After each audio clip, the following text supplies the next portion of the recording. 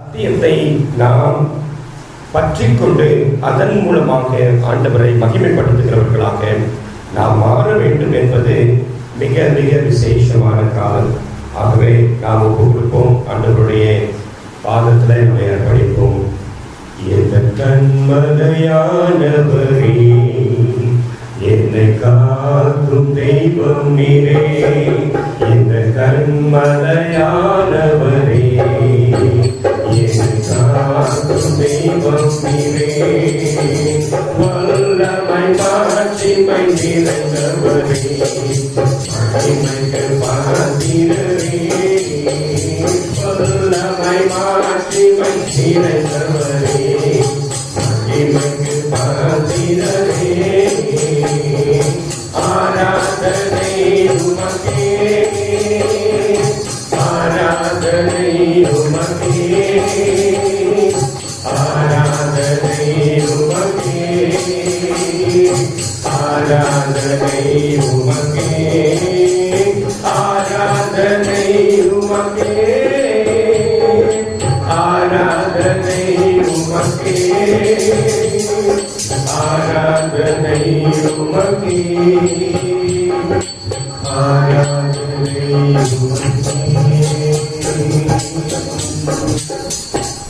ஸ்தோத்திரம் ஆண்டவரே, நன்றியோடு துதிக்கிறோம், ஸ்தோத்திரிக்கிறோம் கர்த்தாவே. உமக்கே ஆராதனை, உமக்கே துதி, மகிமை, கனம் ஆண்டவரே நாங்கள் ஏறெடுக்கிறோம், எங்களை அர்ப்பணிக்கிறோம். ஆவியானவர் இடைப்படுவீராக எங்களோடு கூட பேசும். உங்களுடைய சத்திய வார்த்தையை கேட்பதற்காக நாங்கள் வார்த்தையோடு கூடி வந்திருக்கிறோம், உம்மை காண வந்திருக்கிறோம். நீர் உயிர்த்தெழுந்த ஆண்டவரே, இந்த நாளிலே ஆண்டவரே நீர் உயிரோடு இருக்கிற ஜீவனோடு இருக்கிற தேவனாக இருக்கிறேன். ஆண்டவரே, பிதாவின் வலது பாரசத்திலே அமர்ந்து கொண்டு எங்களுக்காக பரிந்து பேசிக் கொண்டிருக்கிற தேவனாக நீர் இருக்கிறீர் என்று சொல்லி நாங்கள் அறிந்திருக்கிறோம். ஆவியானவர் பொறுப்பெடுத்துக் கொள்ளும், அடியனை மறைத்தரும். இயேசு கிறிஸ்துவின் மூலம் ஜெபம் எடுக்கிறோம் எங்கள் ஜீவன் உள்ள நல்ல பிதாவே, ஆமென். கிறிஸ்துவுக்குள் அன்பான தேவ ஜனமே, உங்கள் யாவரையும் ஆண்டவராக இயேசு கிறிஸ்துவின் இனிதான வல்லமையான பெரிதான நாமத்தினாலே நாங்கள் வாழ்த்துகிறோம். தேவன் உங்கள் அனைவரையும் ஆசீர்வதித்து காப்பாராக. விசேஷமாக ஆண்டவருடைய உயிர் தெழுந்த நாளில் அந்த நினைவு கூறுகிற இந்த நாளிலே உங்கள் அனைவரையும் சந்திப்பதில் எனக்கு மிகுந்த மகிழ்ச்சி. ஆகவே உங்கள் அனைவருக்கும் ஆண்டவருடைய பரிசுத்த நாமத்தினாலே வாழ்த்துதல்களையும் நன்றிகளையும் நான் தெரிவித்துக் கொள்கிறேன். நீங்கள் பலுகி பெருகி தேவனுக்கு பிரியமான மக்களாக வாழ வேண்டும் என்று சொல்லி நாங்கள் கிறிஸ்துவுக்குள் உங்களை வாழ்த்துகிறோம். அதே போல இந்த நாளிலே நாம் ஒருவரை ஒருவர் முகமுகமாக சந்திக்க வெகு நாளுக்கு பிறகு நான் உங்களை சந்திக்கிறேன் என்று நினைக்கிறேன். ஆகவே அப்படி சந்திக்க கர்த்தர் கொடுத்த வாய்ப்புக்காக நாம் ஆண்டவருக்கு நன்றி சொல்ல வேண்டும். முதலாவது அவருக்கு நன்றி சொல்வோம். கரங்களை தட்டி அவரை நாம் மகிழ்ச்சிப்படுத்தலாம்.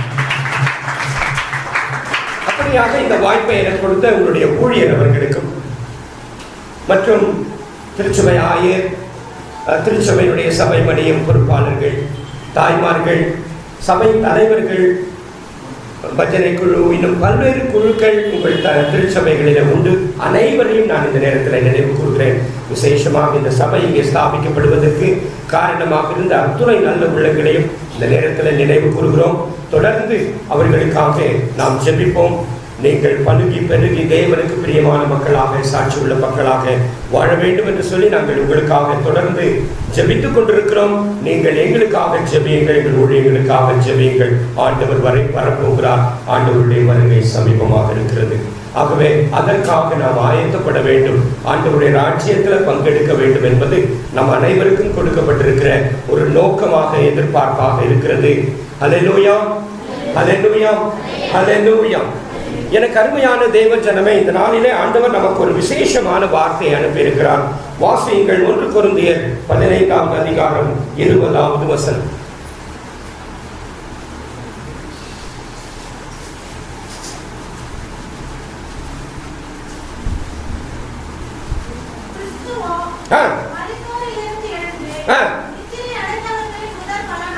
ஆமா, அவர் நமக்கு முதற் பலனாக இருக்கிறார் என்ற அந்த நல்ல செய்தியை இந்த பவுல் அவர்களும் அவர் கொரிந்தியருக்கு எழுதின நிருபத்திலும் அதை பதிவு செய்திருக்கிறார் என்பதை நாம் பார்க்கிறோம். இன்றைக்கு கிறிஸ்து உயிர்த்தெழுந்தார், ஆண்டவர் உயிர்த்தெழுந்தார் என்று சொல்லி நாம் மிகவும் மகிழ்ச்சியோடு ஆராதனை செய்து கொண்டிருக்கிறோம். நீங்க காலையில் ஒரு ஆராதனை முடிச்சு 2வது ஆராதனைக்கு வந்திருக்கிறீங்கன்னு நினைக்கிறேன். நானும் ஒரு ஆராதனைக்கு போய் இதோ 2வது ஆராதனைக்காக நாங்கள் உங்கள் மத்தியில் வந்திருக்கிறோம். சரி, இப்ப நான் ஒரு கேள்வியோடு உங்களிடத்துல செய்தியை ஆரம்பிக்க வேண்டும் என்று விரும்புகிறேன். ஆண்டவர் உயிர்த்தெழுந்தார், நம் அனைவருக்கும் தெரியும். அது எதை நமக்கு உணர்த்துகிறது?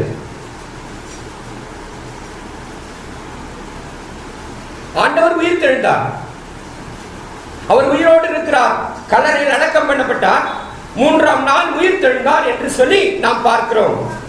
முதலாவது மகதலேனா மரியாளுக்கு தான் ஆண்டவர் தரிசனமானார் என்ற செய்தியையும் நாம் வாசிக்க கேட்ட பகுதியில் நாம் பார்த்தோம். சொல்லுங்கள், அது நமக்கு எதை உணர்த்துகிறது? ஒண்ணுமே சொல்ல மாட்டேங்கிறீங்களே,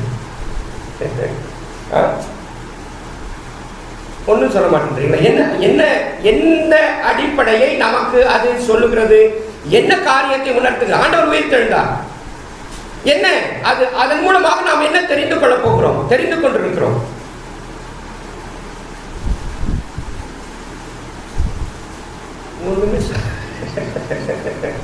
ரொம்ப சந்தோஷம், ரொம்ப சந்தோஷம். சரி, நானே சொல்றேன்.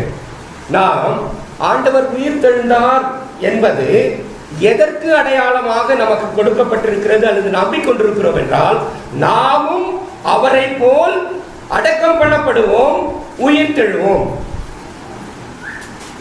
அல்லேலூயா. சரியா தவறா? சரியா தவறா?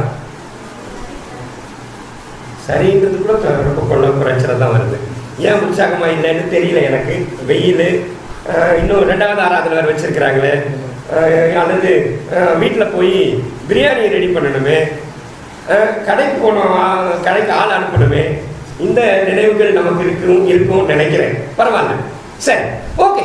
நல்ல கவனிங்கள். நமக்கு ஆண்டவர் இந்த உயிர்த்தெழுதலின் மூலமாக எந்த நிச்சயத்தை நமக்கு தந்திருக்கிறார் என்றால், ஆண்டவர் எப்படி உயிர்த்தெழுந்தாரோ அதே போல நாமும் உயிர்த்தெழுவோம் என்ற நம்பிக்கை, நிச்சயம் நமக்கு இருக்கிறது. உங்களுக்கு இருக்குதா? எனக்கு இருக்கு. உங்களுக்கு இருக்கா? ஐயோ, ஒன்னும் ஏன் பயப்படுறீங்கன்னு தெரியல, ஏன் தயங்குறீங்கன்னு தெரியல. அமைதியா உட்காந்துட்டு அமைதியா போயிடணும்னு நினைக்கிறீங்களா? இல்ல ஏதோ நீங்க சொல்லுங்க, நாங்க கேட்டுக்கிறோம், இதெல்லாம் கேட்ட செய்தி தானே அப்படின்னு நினைக்கிறீங்களான்னு தெரியல. அல்லது என்ன புது ஆளா பாக்குறீங்களா? பழைய ஆளு இப்படித்தான் பேசிட்டு போவாரு, பரவாயில்ல அப்படின்னு நினைக்கிறீங்களா? எதுவுமே புரியல. சரி, ஓகே. இப்ப நம்ம செய்திக்கு வரலாம். வெளிப்படுத்தல் விசேஷம் 20வது அதிகாரம் 2வது வசனத்திலிருந்து 6வது வசனம் வரையிலும் வாசியுங்கள்.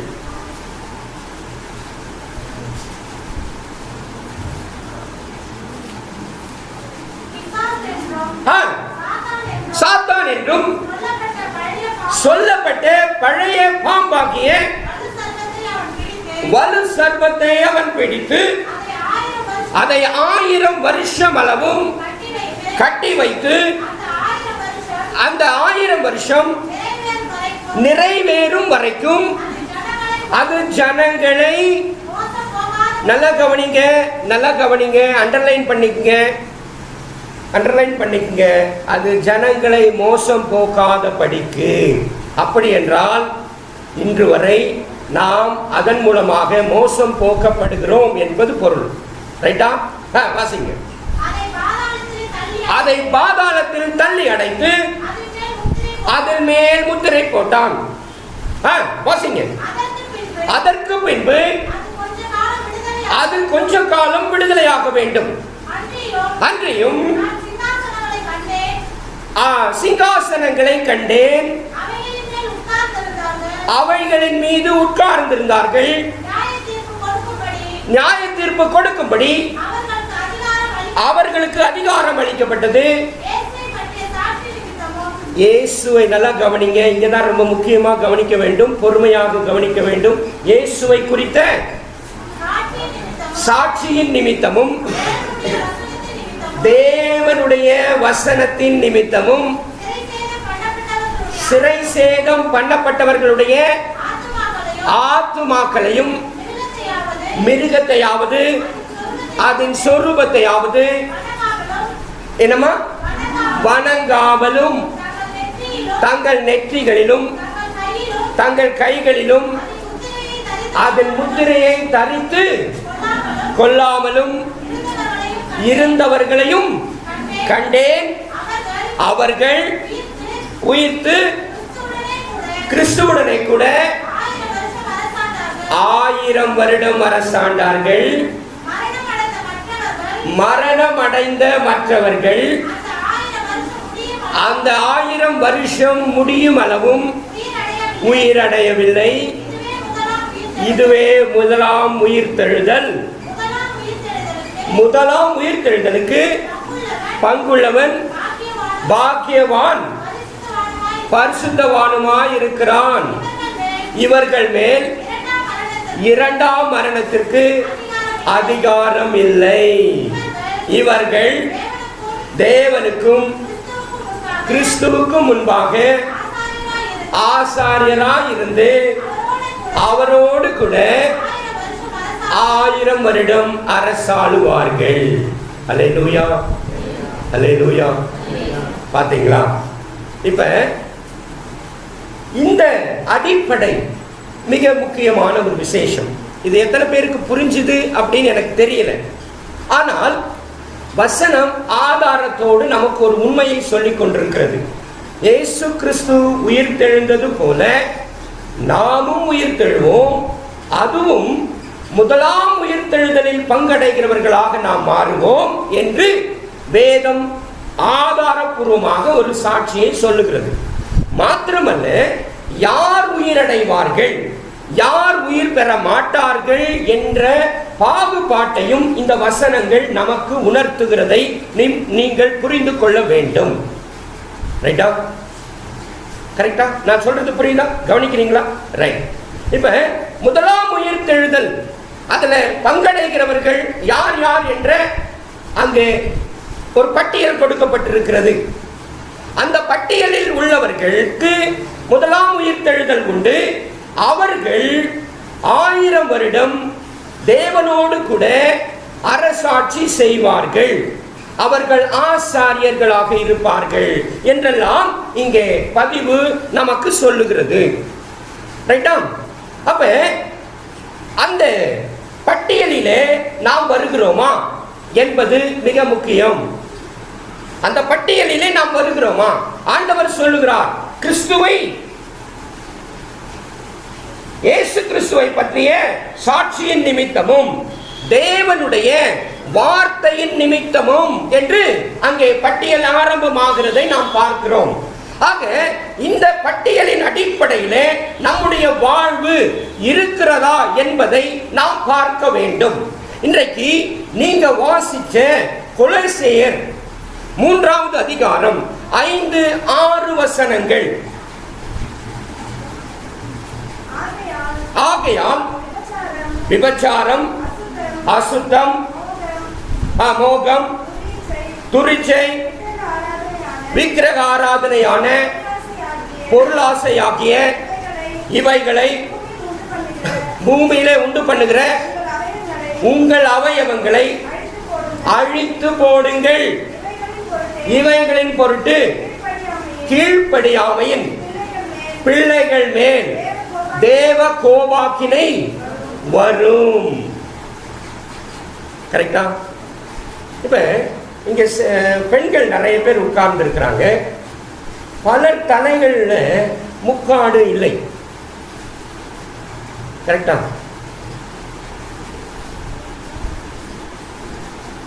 அந்த முக்காடு என்பது தேவன் தாய்மார்களுக்காக, பெண்களுக்காக, குறிப்பாக வாலிப பிள்ளைகளுக்காக அதை மகிமையாக கொடுத்திருக்கிறார்.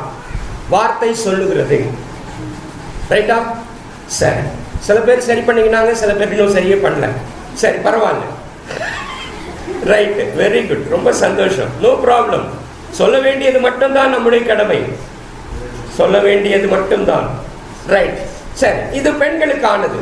அப்ப ஆண்களுக்கு ஒன்றும் சொல்லலையா அப்படின்னு நீங்க கேட்கணும். நீங்க கேட்கல, நானே சொல்றேன். ஆண்களுக்கும் ஒரு கட்டுப்பாடு இருக்கிறது. அவர்களுக்கு உங்களுக்கு எப்படி முக்காடு மகிமையோ அவர்களுக்கு தலைமுடி மகிமை. கரெக்டா? ஆனா சில பேர் என்ன பண்றாங்க, அவங்க அழகழகா தன்னை சிங்காரித்துக் கொள்கிறோம் என்று நினைத்து கொண்டு எப்படி எப்படியோ வெட்டிக்கிறாங்க இல்லையா?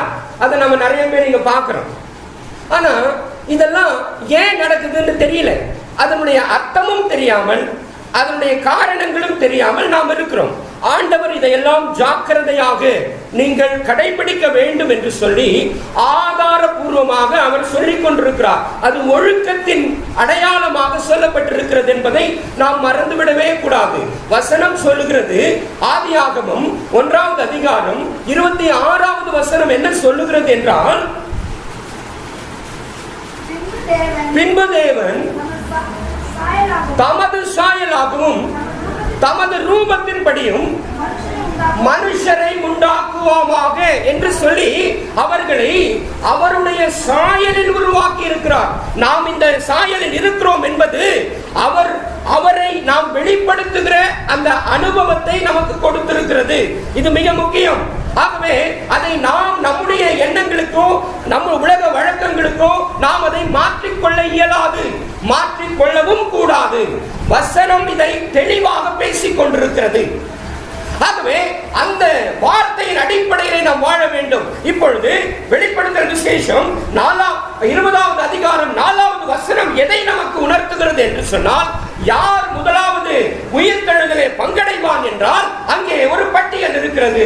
அந்த பட்டியலில் இது வருகிறது. அந்த பட்டியல் அதில் சொல்லப்பட்டிருக்கிறது. அப்ப அந்த பட்டியலின்படி நம்முடைய வாழ்வு இருக்க வேண்டும். அப்படி இருந்தால் நாம் முதலாம் உயிர்த்தெழுதலிலே பங்குள்ளவர்களாக மாறுவோம். ஆண்டவர் உயிர்த்தெழுந்தார் என்று சொல்லி மகிமை நாம் மகிழ்ச்சியாக கொண்டாடுவது மகிமை அல்ல. மாறாக அவர் உயிர்த்தெழுந்தது போல நானும் உயிரடைவேன், எனக்கும் உயிர்த்தெழுதல் உண்டு, அவருடைய ராஜ்யத்தில் 1000 வருடம் நான் அரசாளுவேன் என்று சொல்லி ஆண்டவர் நமக்கு கொடுக்கிற அந்த வாய்ப்பை நாம் பயன்படுத்திக் கொள்ள வேண்டும்.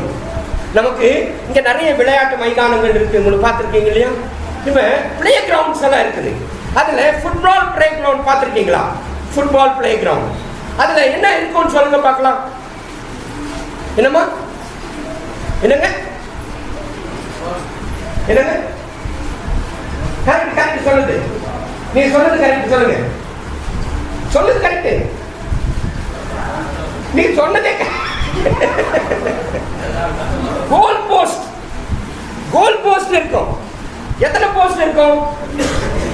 எத்தனை போஸ்ட்? 2 போஸ்ட். கரெக்டா?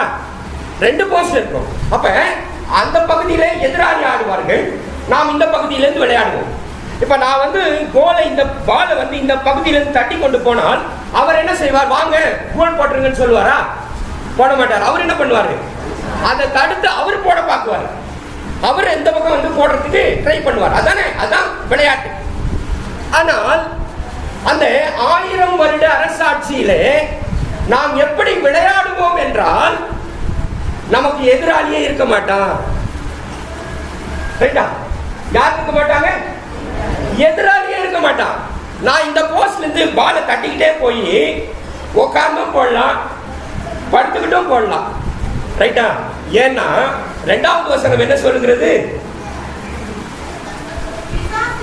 பிசாசு என்றும் சாத்தான் என்றும் சொல்லப்பட்ட பழைய பாம்பாகிய வலு சர்வத்தை அவன் பிடித்து அது 1000 வருஷம் அளவும் கட்டி வைத்து அந்த 1000 வருஷம் அளவும் நிறைவேறும் வரைக்கும் அதை ஜனங்களை மோசம் போக்காதபடிக்கு அதை பாதாளத்தில் கட்டி அடைப்பார்கள். பாத்தீங்களா? அப்ப நாம் இப்ப வாழ்கிற வாழ்க்கை அந்த 1000 வருடத்துல இருக்காது. அந்த 1000 வருட அந்த கால சூழ்நிலையில நாம் அப்படிப்பட்ட சூழலில் வாழ மாட்டோம். ஆனால் அந்த 1000 வருடம் முடிந்த பிற்பாடு மீண்டும் அது நாம வாசிச்சோம் இல்லையா? ஒரு கூட்டத்தார் உயிரடைய மாட்டார்கள், ஒரு கூட்டத்தார் மாத்திரம் உயிரடைவார்கள் என்று சொல்லப்பட்டிருக்கிறது. வாசித்தீங்களா? கவனிச்சீங்க இல்லையா?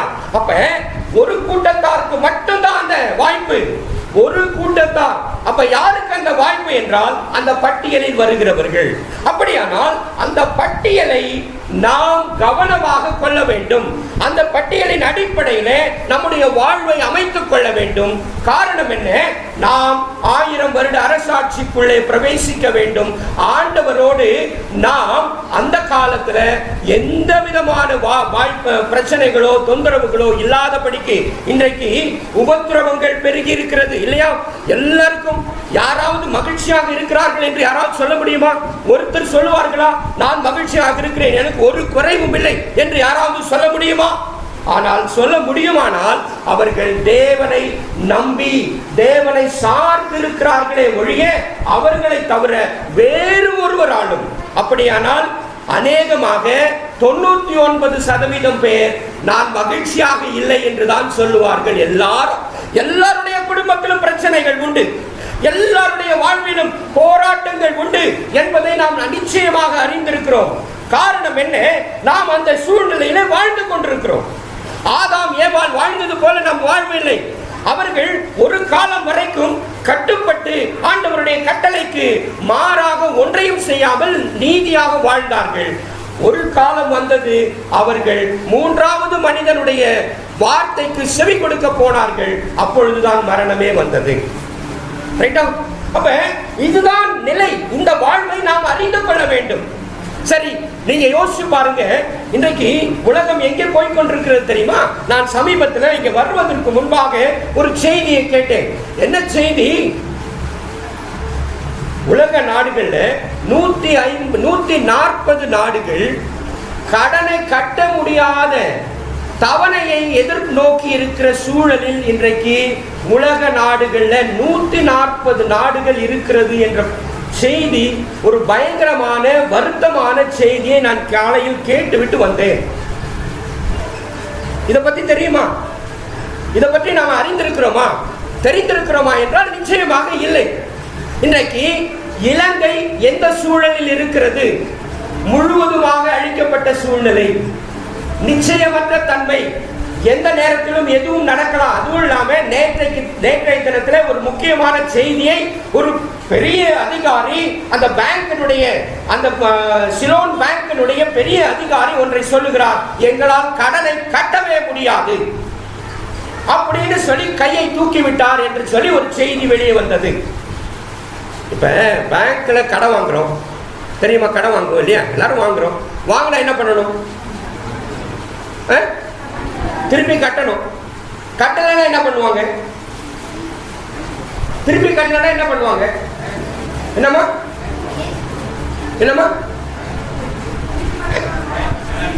பெனால்டி போடுவாங்க. பெனால்டியும் கட்டல, ஜப்தி பண்ணிடுவாங்க. ஜப்தி பண்ணுவாங்க.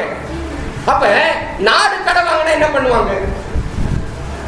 நாட்டையும் அதில் உள்ள மக்களையும் ஜப்தி பண்ணுவார்கள். தெரியுமா உங்களுக்கு? தெரியுமா? ஏன்னா நமக்கு அதெல்லாம் ஒன்றும் தெரியாது. நாம ஏதோ ஒரு மாயைக்குள்ள இருந்து வரோம், ஒரு மணி நேரம் உட்காரோம், வார்த்தையை கேட்கிறோம், போயிடுறோம். அவ்வளவுதான் நமக்கு தெரிஞ்சது, வேற எதுவும் தெரியாது. ஆனால் இன்றைக்கு எந்த சூழலில் உலகம் இருக்கிறது தெரியுமா? எந்த சூழலில்? நீங்க வாசிச்ச அந்த கொலேசியர் 3வது அதிகாரம் 6வது வசனத்தின் சூழலில் இருக்கிறது.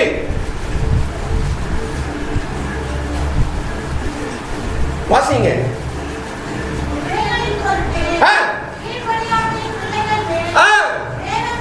தேவ கோபாக்கினை வரும். இன்றைக்கு கோபாக்கினை மத்தியிலே உலக நாடுகள் இருக்கிறது, உலகமே இருக்கிறது. உக்ரைன் தேசம் எந்த சூழலில் இருக்கிறது என்று கேள்விப்பட்டீர்களா? அறிந்ததுண்டா? கேள்விப்பட்டதுண்டா? பார்த்ததுண்டா? நாம் என்ன நினைச்சிருக்கோம் தெரியுமா? நான் சௌகரியமா இருக்கேன், நான் சௌகரியம், எனக்கு மற்றவங்களை பத்தி கவலை இல்லை, அதானே இல்லையா? நாம யாரை பத்தி கவலை? நமக்கு ஒன்றும் ஆகலை. அதாவது ஒரு விஷயத்தை நாம எப்ப தெரியுமா ஒரு சீரியஸா எடுத்துக்குவோம்? ஒருத்தன் நம்மளை அடிச்சாதான் என்ன அடிச்சுட்டான், எனக்கு வலிக்குது அப்படின்னு நினைப்போம். ஆனா பக்கத்திலே அடிச்சிருப்பான், அதை நம்ம கண்டுக்க மாட்டோம். கரெக்டா? அதானே நம்ம நிலைமை. இதுதான் வாழ்க்கை. ஆனால் ஆண்டவர் எச்சரிக்கை கொடுத்திருக்கிறார். 2020 கொரோனா உலகம் முழுவதும் அலை வீசிக் கொண்டிருந்தது. 21, 22 வரையிலும் அது இருந்தது. இப்ப மறுபடியும் வர காத்திருக்கிறது, தெரியுமா உங்களுக்கு? ஆனால் இந்த சூழ்நிலையில் நாம் எல்லாம் தாராளமாக அதை எல்லா தளர்வுகளோடும் இன்றைக்கு ஆராதனை செய்து கொண்டிருக்கிறோம். ஆனால் சீனாவில் இன்றைக்கும் லாக்டவுன். அங்கே ஒரு மாதத்திற்கு பிறகு முழுவதுமாக ஒரு உணவுப் பொருளும் கிடைக்காமல், மருந்தும் கிடைக்காமல் போகிறது. ஒரு மாதமாக அவர்கள் லாக்டவுன்ல இருக்கிறாங்க. அதனால எந்த போக்குவரத்தும் இல்லை, எதுவும் வர முடியல, எந்த காரியமும் நடைபெறாததால ஒரு மாதத்திற்கு அப்புறம் என்ன ஆகுமோ என்ற அச்சத்தில் இருக்கிறார்கள். அப்ப இதெல்லாம் நமக்கு ஒரு உண்மையை சொல்லிக் கொண்டிருக்கிறது. ஒரு உண்மையை நாம் அறிந்து கொள்ள வேண்டும், நாம் மனமாற வேண்டும் என்ற வார்த்தையை தான் அது திரும்ப திரும்ப சொல்லிக் கொண்டிருக்கிறது. வாசியுங்கள், லூக்கா 13வது அதிகாரம் 5வது வசனம்.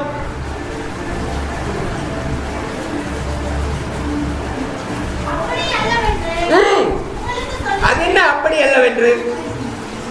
அது என்ன அப்படி அல்லவென்று வசனம் ஆரம்பிக்கிறது? எப்படி ஒரு வசனம் ஆரம்பிச்சா எப்படி வரணும் இல்லையா?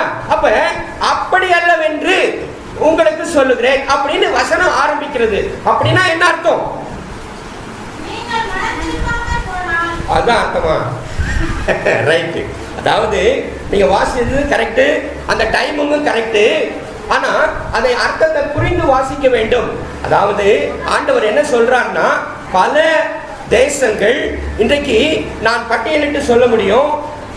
ஆப்கானிஸ்தான், ஆகஸ்ட் மாதம் ஆப்கானிஸ்தான்ல ஒரு சம்பவம் நடந்தது. உங்களுக்கு நினைவு இருக்கா?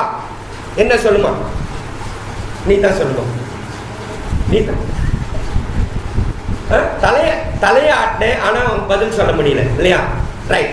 இப்ப நான் சொல்றேன், ஆப்கானிஸ்தான்ல ஆகஸ்ட் மாதம் என்ன நடந்தது என்றால், இப்ப நான் அந்த சம்பவத்தை சொன்னா உங்களுக்கு நினைவு வரும். ஜனங்கள் எல்லாம் விமானத்துல டயர்களிலும் ரெக்கைகளிலும் பறந்து போக ஆசைப்பட்டார்கள். டிவியில பாத்தீங்களா? அதுல போக முடியுமா? போக முடியாது. ஆனா வேற வழி இல்ல, எப்படியாவது வெளியே போயிடலாம், எப்படியாவது நாட்டை விட்டு வெளியே போயிடணும். எந்த மக்கள்? அந்த தேசத்து மக்கள், அவர்களுடைய சுதந்திரம் பெற்ற தேசத்தின் மக்கள் அப்படி போனார்கள். கரெக்டா? இப்ப அதுல நிறைய பேர் செத்து போனாங்க. சில பேர் போய் வேற நாடுகளில் போய் தஞ்சம் புகுந்து அகதிகளாக மாறினார்கள். ரைட்டா? இப்ப ஆகஸ்ட் மாதம் ஆப்கானிஸ்தான்ல நடந்தது. பிப்ரவரி மாதம் என்ன நடந்தது? பிப்ரவரி 22 என்ன நடந்தது? நானே சொல்றேன். உக்ரைன் தேசத்துல போர், ரஷ்யா உக்ரைன் தேசத்தை தாக்க ஆரம்பித்தது. அப்படி தாக்க ஆரம்பிக்கும் போது அந்த நாட்டு மக்கள் எல்லாரும் வெளியேறினார்கள். அப்படி வெளியேறினவர்கள் எவ்வளவு பேர் வெளியேறினார்கள் என்றால், 1 கோடிக்கும் அதிகமான மக்கள் தங்கள் நாட்டை விட்டு, வாழ்வாதாரத்தை விட்டு, தங்கள் சௌகரியங்களை விட்டு எல்லாம் வெளிநாடுகளுக்கு போனார்கள். அப்ப ஆப்கானிஸ்தான்ல நடந்ததும் ஒன்றுதான், இங்க நடந்தது ஒண்ணுதானா? கரெக்டா? அங்கேயும் ஜனங்க வெளிநாட்டுக்கு போனாங்க, இங்க இருந்தும் ஜனங்க வெளிநாட்டுக்கு போனாங்க. ரைட்டா? சரி.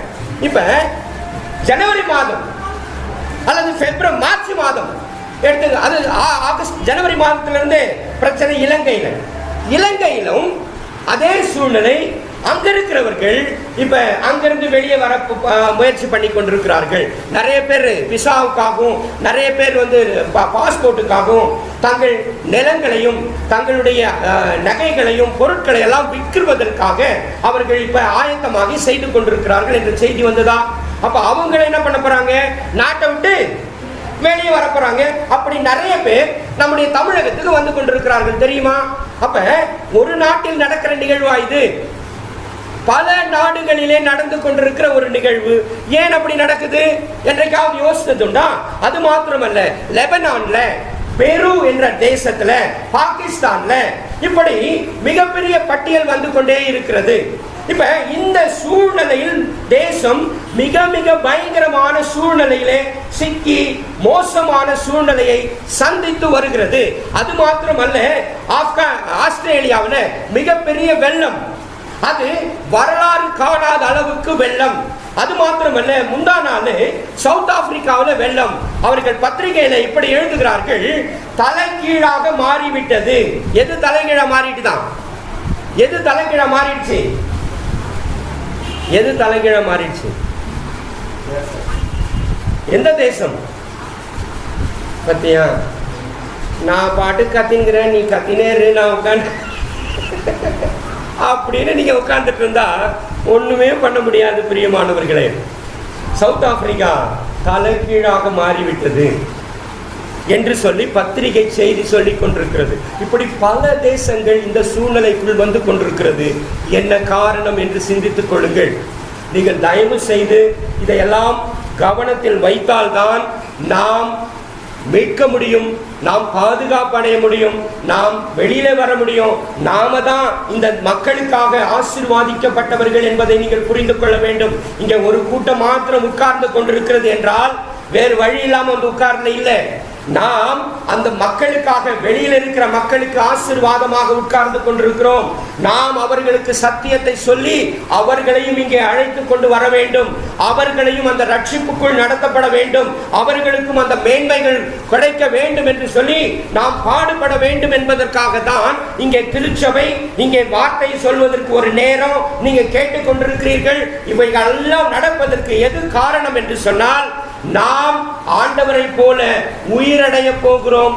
எப்பொழுது முதலாம் உயிர்த்தெழுதலை பங்கடைய போகிறோம், அப்பொழுது நமக்கு என்ன கிடைக்கும் என்றால், 1000 வருட அரசாட்சியில நாம் மகிமையாக ஆண்டவரோடு கூட நாம் வாழ்வோம், மகிமையால் வாழ்வோம், ஜெயம் எடுப்போம் என்பதற்காக கொடுக்கப்பட்ட ஒரு சூழ்நிலை, சந்தர்ப்பம் என்பதை மறந்து விடாதீர்கள்.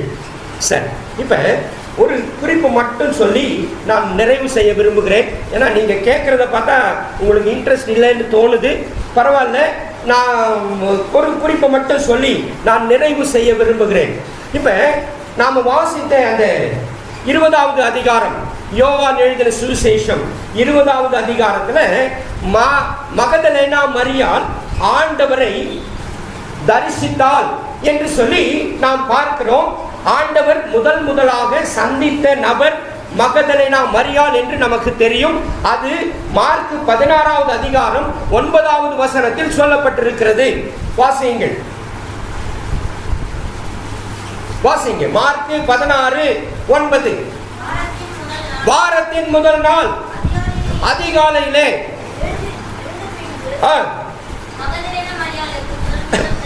ஆமா, கரெக்டுங்களா? சரி, இந்த மகதலேனா மரியாள் யார் என்று நாம் அறிந்து கொள்ள வேண்டும், தெரிந்து கொள்ள வேண்டும். 10வது வசனத்தை வாசிங்க. அவளிடத்திலிருந்து, ஆமா, அப்ப அந்த மகதலேனா மரியாள் இடத்துல 7 பிசாசுகளை கர்த்தர் துரத்தி இருந்தார் என்று சொல்லி வேதம் நமக்கு ஒரு சான்று சொல்லுகிறது. ஒரு பிசாசையே தாங்க முடியாது, கரெக்டா? அப்ப 7 பிசாச ஒருத்தி தாங்கி இருந்தால் அவள் எப்படிப்பட்ட சூழ்நிலையில வாழ்ந்திருப்பாள் என்பது நமக்கு நன்றாக தெரியும். ஆண்டவர் அந்த மகதலேனா மரியாள் உடம்பில் இருந்து 7 பிசாசுகளை துரத்தி அவளை குணப்படுத்தி இருந்தாள் என்று சொல்லி வேதம் நமக்கு சான்று பகருகிறது. இப்ப ஆண்டவர் முதலாக தரிசித்தது எப்படி என்று நாம் பார்க்கலாம். மகதலேனா மரியாள், ஏன் மகதலேனா மரியாளுக்கு ஆண்டவர் தரிசனமானார்? யாராவது சொல்ல முடியுமா? ஏன் தரிசனமானார்?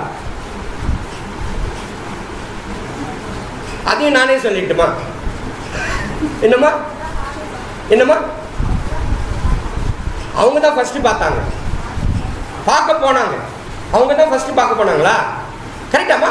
கரெக்ட். நீங்க சொல்லுங்க, பயப்படாதேம்மா. நீங்க சொன்னதை மட்டும் சொல்லுங்க. நீங்க என்ன சொன்னீங்க?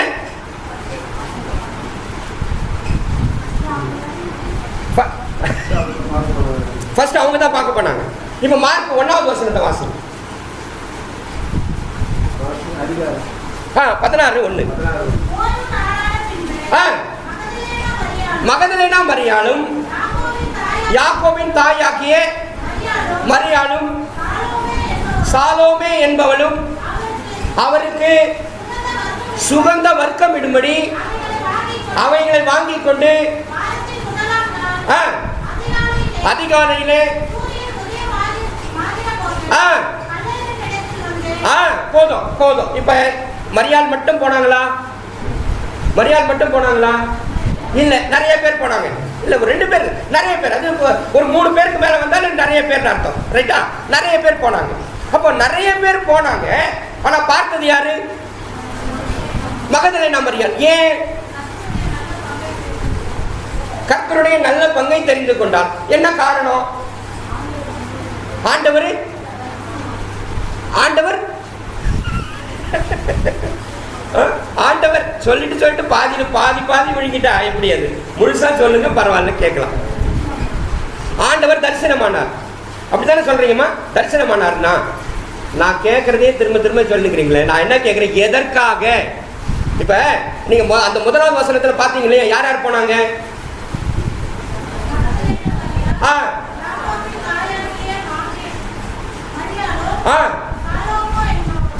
மூணு பேர் போனாங்க. இப்ப 3 பேர் எதற்காக போனாங்க? அவரை தரிசிப்பதற்கு போனாங்க. அப்ப அவங்க 3 பேர் போயிட்டு மரியாள் மட்டும் எப்படி தரிசித்தாங்க? மற்றவங்க ஏன் பார்க்கல? இப்ப ஆலயத்துக்கு இவ்வளவு பேர் வந்திருக்கிறோம் இல்லையா? இவ்வளவு பேர் வந்திருக்கிறவங்க என்ன பார்த்தீங்களான்னு யாராவது உங்களை கேட்டா, நான் பார்க்கலங்கன்னு சொல்லுவீங்களா? பார்த்தேன்னு சொல்லுவீங்களா? பார்த்தேன்னு தானே சொல்லுவீங்க. என்ன பார்த்தீங்கல்ல, நான் பிரசங்கம் பண்றது கேட்டீங்கல்ல, அப்ப நான் பார்த்தேன்னு தானே சொல்லுவீங்க. ஆனா மரியாள் மட்டும் பார்த்தான்னு சொல்றாங்க, எப்படி அது? பார்த்தீங்களா? சரி, ரைட். அப்போ அவங்க மட்டும் போல. இப்ப யோவான் 20வது அதிகாரம் 3வது வசனம் வாசிங்க. அப்பொழுது பேதுரு சீஷனும் கல்லறையின் இடத்துக்கு போகும்படி. இப்ப பாருங்க, இப்ப எத்தனை பேர் மறுபடியும்? இன்னும் அவங்க 3 பேர் போனாங்களா? வசனத்தின்படி அவங்க 3 பேர் கல்லறைக்கு போடுறாங்க. இப்ப என்னன்னு சொல்றாரு? பேதுருவும் சீஷனும் இல்லையா? அவங்களும் நிறைய பேர் போய்க்கிறாங்க. மற்ற சீஷர்கள் என்றால் நிறைய பேர் போனாங்க. ஆனா குறிப்பு 2 பேரை பற்றி இப்ப மட்டும் பேசுது. அப்ப அவ்வளவு பேர் போயிருக்கிறாங்க.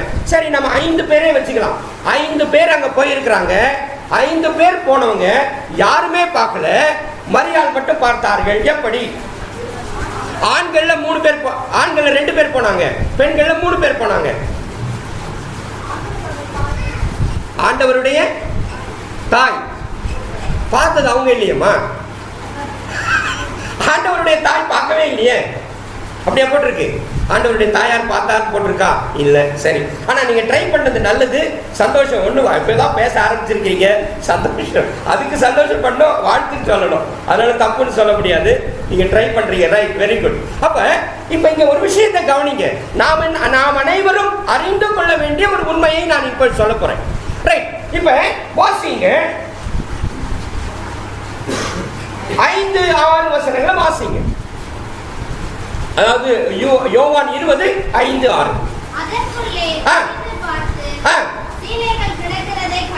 ஆமா, இப்ப அந்த 2 பேர் போனாங்க இல்லையா? பேதுரும் ஒரு சீஷனும் போனா இல்லையா?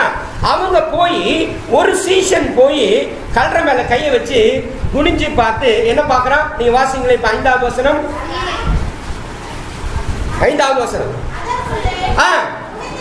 குனிந்து பார்த்து சீலைகள் கிடைக்கிறதை அவன் பார்க்கிறான்.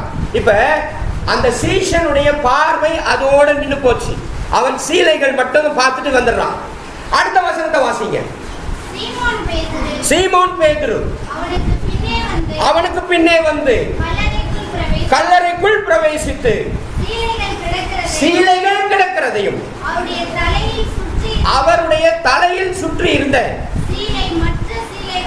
சீலை மற்ற சீலையோடு வைத்திராமல் தனியே வைத்திருக்க காண்கிறான். இப்ப ஒரு சீஷன் போனா அவன் என்ன பார்க்கிறான்? சீலைகள் மட்டும் பார்க்கிறான்.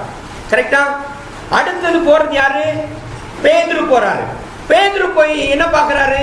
அதே காரியத்தை, அதே விஷயத்தை தான் பார்க்கிறாரு. இப்ப நாம் அனைவரும் ஆலயத்துக்குள் வருகிறோம்.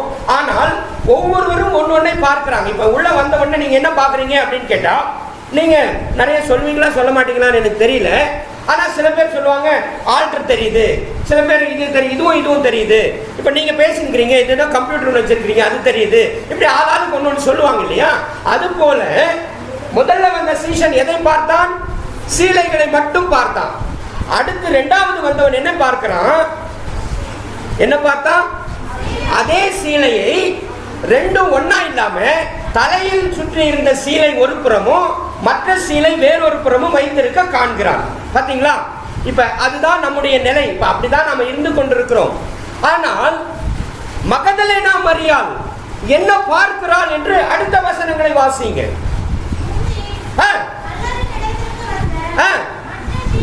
மற்ற சீஷனும் கண்டு விசுவாசித்தான். அப்புறம் வாசிங்க. வேத வாக்கியத்தை அவர்கள் இன்னும் அறியவே இல்லை. Okay, right. அடுத்தது, அடுத்த வசனம். பின்பு அந்த சீஷர்கள் தங்களுடைய இடத்திற்கு திரும்பி போயிட்டாங்க. இப்ப மகதலேனா மரியாள் அவங்க வந்து கல்லறைக்கு வர்றாங்க. அவங்க வந்து பார்த்து கல்லறை திறந்துருக்குது, யாருமே கல்லறையில் இல்லை. ஆண்டவரை இந்த கல்லறையில தான் வச்சோன்னு அவங்களுக்கு தெரியும். பார்த்துட்டு போய் தான் மறுபடியும் வராங்க. இப்போ கல்லறை திறந்திருக்கு, ஆண்டவரை காணோம். உடனே இவங்க என்ன பண்றாங்க, புறப்பட்டு போய் அந்த சீஷர்களுக்கு எல்லாம் தகவல் சொல்றாங்க. நாங்கள் கல்லறைக்கு போனோம்ப்பா, அங்க ஆண்டவரை காணுமே அப்படின்னு ஒரு பதப்பதைப்போட ஒரு தகவலை சொல்றாங்க. அப்போ அந்த சீஷர்கள் புறப்பட்டு வருகிறார்கள். வந்தவர்கள் என்ன பண்ணியிருக்கணும்?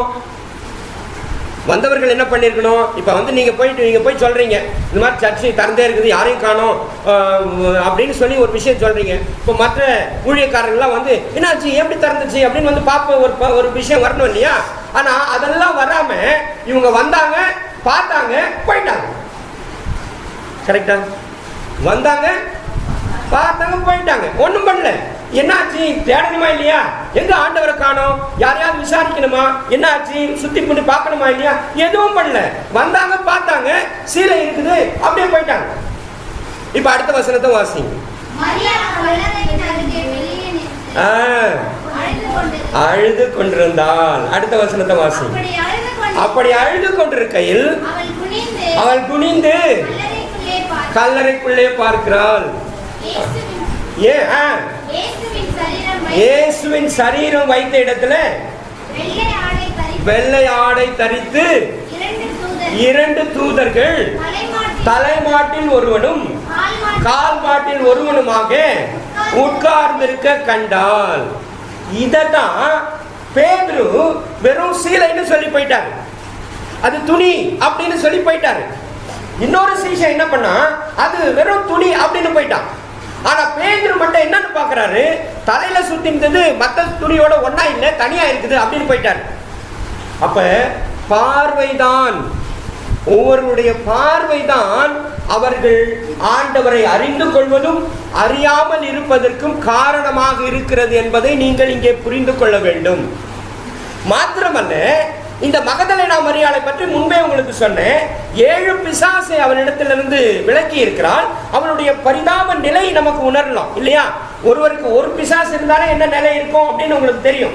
அது அனுபவம் இருக்கா என்னன்னு தெரியல, பரவாயில்ல. ஆனா அவர்கள் மிக கடினமான சூழ்நிலையில இருந்தவர்கள். யார் இப்ப பிசாசுக்கு ஒரு மனநிலை பாதிக்கப்பட்டவர்கள் ஒரு மாதிரி இருந்தா நாம அவங்க கிட்ட பேசுவோமா? யாரும் பேச மாட்டோம். எந்த தகவலும் அவங்களுக்கு கொடுக்க மாட்டோம். அவங்க சாப்பிட்டாங்களா பார்த்தாங்களான்னு யாராவது பார்ப்பாங்களா? ஒருவரும் பார்க்க மாட்டாங்க. அவங்களும் என்ன பண்ணுவாங்க, அப்படி வருவாங்க, பார்ப்பாங்க, போயிடுவாங்க. அவங்களா யாரையும் ஏதோ நினைச்சு பேசிக்கிட்டு இருப்பாங்க. அப்படிதான் இருக்கும், இதுதான் சூழ்நிலை. அப்படிப்பட்ட ஒரு பெண்மணி, அந்த சூழ்நிலையில் இருக்கிற ஒரு பெண்மணியை ஆண்டவர் சுகப்படுத்தி இருக்கிறார். அப்ப இப்ப அவர்களுக்கு யார் ஆதரவு என்றால் ஆண்டவர் மட்டும்தான். அப்ப ஆண்டவர் எனக்கு துணையா இருக்கிறார் என்ற ஒரு நம்பிக்கையோடு அவர்கள் இருக்கிறார்கள். இப்ப அந்த நம்பிக்கையோடு அவர்கள் பார்க்கிறார்கள். பேதுரு பார்த்த துணி இந்த பெண்மணியுடைய கண்களை என்னவா தெரியுது? தேவ தூதர்கள் அங்கே உட்கார்ந்து இருக்கிறதாக பார்க்கிறாள். ரைட்டா? வாசிங்க அடுத்த வசனத்தை.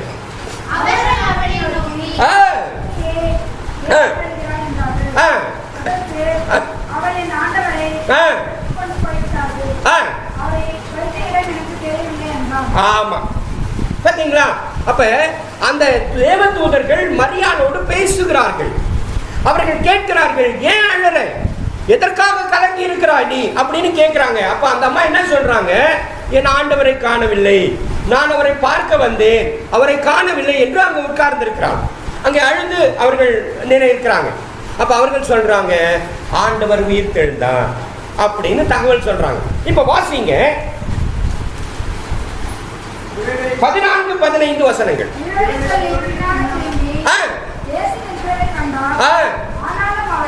ஆனாலும் அவரை இயேசு என்று அறியவில்லை.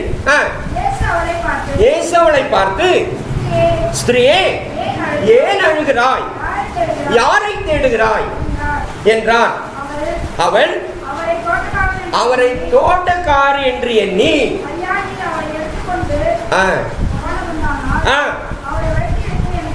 சொல்லும், நான் போய் அவரை என்ன பண்ணுவேன், எடுத்துக்கொண்டு வருவேன். ரைட்டா? அப்ப அவருடைய மனநிலை என்ன? கடைசி வரைக்கும் என்னன்னா, நான் ஆண்டவரை காண வேண்டும், நான் நிச்சயமாக காண வேண்டும். அவரை இங்கதான் வைத்தாங்க, கண்டிப்பாக இருக்கணும், எங்கேயாவது இருக்கணும், அது எங்கன்னு தெரியல, ஆனா எனக்கு காட்டுங்க. அது மட்டும்தான் அவர்களுடைய மனதில் இருந்ததை தவிர வேற எதுவுமே அவர்களுக்கு தெரியல. நான் தனியா விடப்பட்டிருக்கிறேன், பேதுரு வந்தாரு, சீஷர் வந்தாரு, போயிட்டாங்க. அந்த பெண்மணியோடு வந்த பெண்கள் எல்லாம் போய்விட்டார்கள். நான் தனித்து விடப்பட்டிருக்கிறேன், நான் இந்த கல்லறையில வனாந்திரமான இடத்துல நான் தனியா இருக்கிறேன் என்ற அச்சமோ என்ற எண்ணமோ எதுவுமே இல்லை. ஏன் அந்த எண்ணம் இல்லை அப்படின்னா, அவர்களுடைய மனதில் இருந்தது ஆண்டவரை இங்கே வச்சாங்களே காணுமே, ஆண்டவரை இங்கே வைத்தார்களே காணுமே என்ற எண்ணம் மட்டுமே அவர்கள் உள்ளத்தில் இருந்ததே தவிர வேறு யாருக்கும் இந்த மனநிலையிலே இல்லை. ஆகவே தான் பேதுருவும் சீஷனும் வந்தார்கள், பார்த்தார்கள், போய்விட்டார்கள். அந்த மற்ற பெண்கள் வந்தார்கள், கல்லறை திறந்திருக்கிறது, போய்விட்டார்கள், அவர்கள் திரும்பி வரவே இல்லை. ஆனால் மரியாள் மட்டுமே அங்கேயே உட்கார்ந்து கொண்டு ஆண்டவரை காண வேண்டும் காண வேண்டும் என்று உட்கார்ந்து கொண்டபடினாலே ஆண்டவர், இப்ப வாசிங்க 16வது வசனம். இயேசு அவளை நோக்கி மரியாளே என்றார். அப்பொழுது திரும்பி பார்த்து ரபுனி என்றான். புரியுதா உங்களுக்கு? அப்ப ஆண்டவரை காண்பது என்பது அரிதான விஷயம், ஆனால் காண்பதற்கான அடிப்படை இதுதான் என்பதை இந்த வார்த்தைகள் நமக்கு வெளிப்படுத்துகிறது. நான் ஆண்டவரை காண வேண்டும் என்ற மன உறுதி நமக்கு வேண்டும். நாம் இங்கே வருகிறோம், போகிறோம், நாம் வருகிறோம், போகிறோம், அது அல்ல வாழ்க்கை. ஆனால் சத்தியம் இங்கே போதிக்கப்படுகிறது. அந்த சத்தியம் எதன் அடிப்படையில் போதிக்கிறது? அந்த சத்தியம் எதை நமக்கு உணர்த்துகிறது? நான் என்ன செய்ய வேண்டும் என்ற எண்ணம் நம் அனைவருக்கும் வர வேண்டும் என்பது மிக மிக முக்கியம். பிரியமானவர்களே, இதை மறந்து விடாதீர்கள். தயவு செய்து சொல்லுகிறேன், காலம் மிக கொடிதான இருக்கிறது. நான் முன்பு சொன்ன அந்த அத்தனை காரியங்களும் உண்மை, நடந்தேறி கொண்டிருக்கிறது. நாம் ஒரு நாள் இது நமக்கு வரலன்னு நினைக்காதீங்க.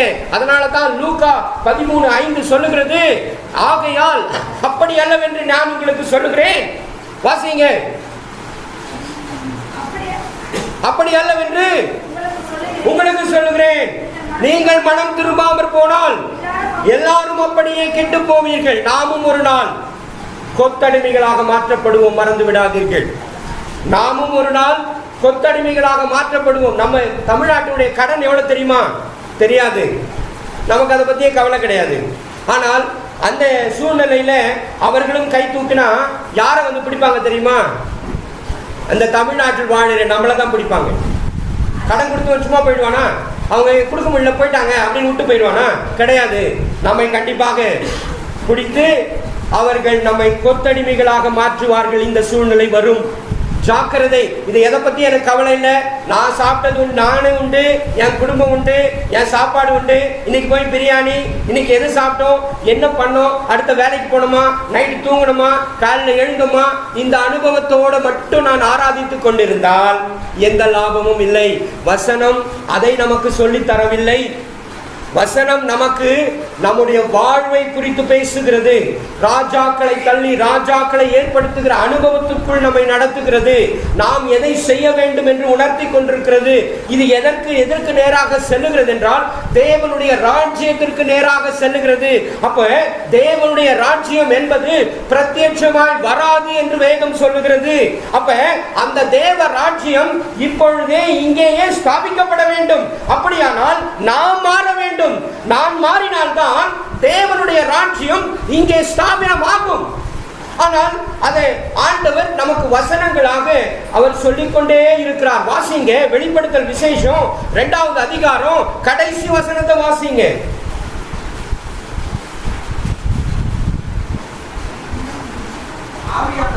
ஆவியானவர் பாத்தீங்களா என்ன சொல்லியிருக்கிறாரு? வாசிங்க. ஆவியானவர் சபைக்கு சொல்லுகிறதை காதுள்ளவன் கேட்க கடவன். நாம் எல்லாம் காது உள்ளவர்கள் தானே? நாம் அனைவரும் காது உள்ளவர்கள். அப்ப காது உள்ளவன் கேட்க கடவன் என்று சொல்லிக் கொண்டிருக்கிறார். நீங்க 3வது வசனம் தொடர்ந்து எல்லா வசனத்தையும் வாசிச்சீங்கன்னா அதுல அதை தான் சொல்லிக் கொண்டிருக்கிறார். திரும்ப திரும்ப சொல்லுகிறார், காது உள்ளவன் கேட்க கடவன். ஆவியானவர் சபைகளுக்கு சொல்லுகிறதை காது உள்ளவன் கேட்க கடவன் என்று சொல்லிக் கொண்டிருக்கிறார். ஆனால் நாம எதையும் கேட்காம எதையும் பார்க்காமல் இருந்தால் ஒரு நாள் நாம் அழிந்து போவோம் என்பது நிச்சயம். ஆனால் நம்முடைய எண்ணமும் நம்முடைய சிந்தையும் எதுவாக இருக்க வேண்டுமானால், நான் முதலாவது உயிர்த்தெழுதலில் பங்கடைகிறவனாக மாற வேண்டும். முதலாவது உயிர்த்தெழுதலில் பங்கெடுத்து நான் 1000 வருடம் அந்த அரசாட்சியில பங்கெடுக்க வேண்டும் என்ற மனநிலை நாம் அனைவருக்கும் வர வேண்டும் என்பதுதான் நிதர்சனமான உண்மை. இந்த உயிர்த்தெழுதலின் நாள் நமக்கு அதை தான் உணர்த்தி கொண்டிருக்கிறது. நாம் ஒப்புக் கொடுப்போமாக. எல்லாரும் ஒரு நிமிஷம் எழுப்பி நில்லுங்க. எல்லாரும் ஒரு நிமிடம் எழுப்பி நில்லுங்க. தலைகளை தாழ்த்துங்க, கண்களை மூடுங்க, ஆண்டவரை நோக்கி பாருங்க. கர்த்தர் கொடுத்த இந்த வார்த்தையை நீங்க அபியாசம் செய்யுங்க. ஆண்டவரை நோக்கி கூப்பிடுங்க. ஆண்டவரிடத்துல சொல்லுங்க, இந்த வார்த்தை எனக்கானது, எனக்கானது, என்னுடைய வாழ்வுக்கானது. நான் மனம் திரும்புவதற்கான சூழ்நிலை எனக்கு உருவாக்கி இருக்கிறது என்று சொல்லுங்கள். ஒப்பு கொடுங்கள். தூயவனே, தூயவனே, படைப்பின் காரணனே, களிமண்ணான என்னையுமே கண்ணோக்கி பார்த்திடுமே. தூயவனே, தூயவனே, படைப்பின் காரணனே, களிமண்ணான என்னையுமே கண்ணோக்கி பார்த்திடுமே. வெறுமையான பாத்திரம் நான் வெறுந்து தள்ளாமலே, நிரம்பி வழியும் பாத்திரமாய் விளங்க செய்திடுமே.